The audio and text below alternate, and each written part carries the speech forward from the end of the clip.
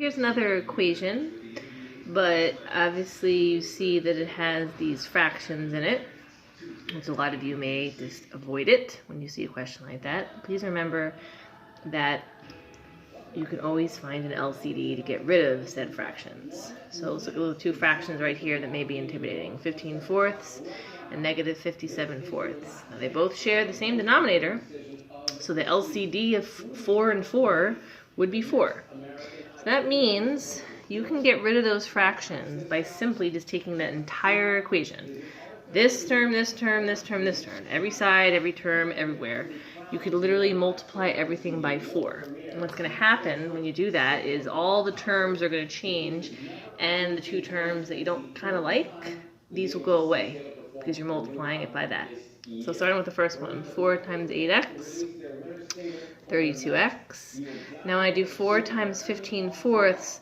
What's actually going to happen is why, again, you found that proper LCD is, if I multiply 4 times 15/4, I'll put the 4 right here. I'll show it to you. I'll just like put it right next to it. It makes that cancel out. So the only thing that's left is plus 15.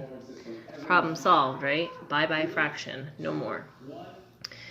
As I continue on, I bring down the equal sign like I already did, and I have to remember that I'm still going to be multiplying every single term by 4. So like even negative 2x is going to be multiplied by 4. Negative 8x. And then what's going to happen over here just as well, it's all the way over here, very far away. I'll put it here just so you can visually see it. There's a 4 right there. And I'm going to multiply it, but I'm not really going to get the chance to, because again, the 4 and 4 are going to cancel out, which again, problem solved. It's just now going to be minus 57. No more fraction, no more nothing. Let me make that look more like a 57. So now we've had this question that originally a lot of you may have avoided because you saw fractions, but now we don't have them anymore. So now we solve for x, just like the previous example. Alright, so I want to get x on the same side, so what I'm going to opt to do is I'm going to add 8x, here and here. And why am I adding?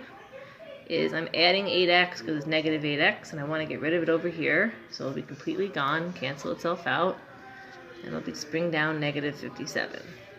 On this side again, I'm going to only add 8x here because they're only like terms that you can, and you get 40x plus 15, bring everything down.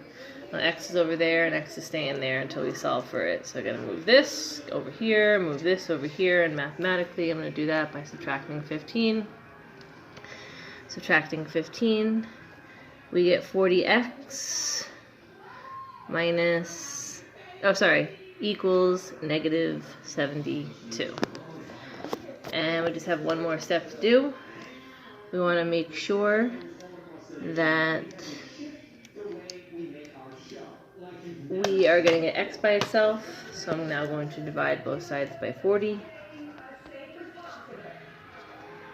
X equals whatever we're going to find that to be. And why am I dividing? These two are being multiplied, so to undo it, what's the opposite of multiplying? Dividing.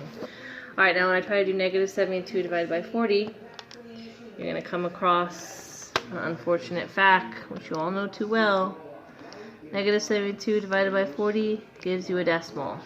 Negative 1.8. Here's the trick. That is the fine answer, but I know eCampus and they're not doing decimals. So what we're going to have to figure out is, I'm not going to leave this in fraction form, negative 72 over 40. However, I want to make sure I can bring it down as low as possible. So we have to find something that they're both divisible by, and they're both divisible by 8. Okay, negative 72 divided by 8 is negative 9, and 40 divided by 8 is 5.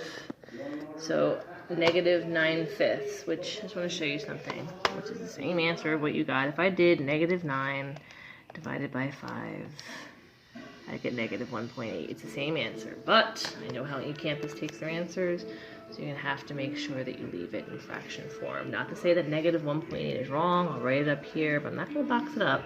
It is technically an answer, it's just that I know it's going to make you take it in fraction form.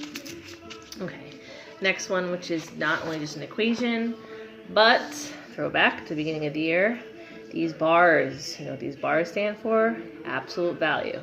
Absolute value is distance, can't ever be negative. So anytime you see an absolute value equation, you're going to have to realize that you're going to end up with undoubtedly two answers. Okay, so whatever is in these bars, we're trying to figure out what x is. We're going to take whatever is in these bars, and they're always going to become positive 4, even if the number is actually negative 4, which is why it branches into two questions.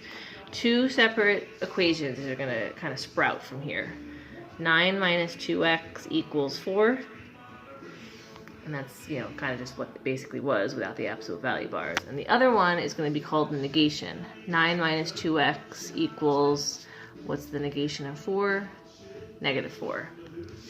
Now it's going to produce, like we just said, two different answers. Two completely different answers, not opposites or anything from them. So I'll start here. How do I start solving this? I'm going to first take 9, get rid of it, subtract it from both sides. I get negative 2x equals negative 5. And then I'm going to divide both sides by negative 2.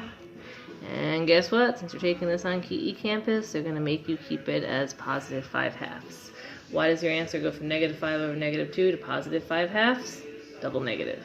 And that's as low as it could possibly go. Answer number 1. Sorry. This one's going to have a little bit of different answer. It doesn't mean it's going to be the opposite of what you just found. It's going to be completely different. We're going to do literally the same two steps we just did before, but the first one's going to bring to your attention of why we're going to get a different answer. Negative 4 minus 9 is negative 13. And we're going to divide that by negative 2. That again is going to become positive 13/2, because again, two negatives at the same time, double negative. Let's simplify it as much as possible.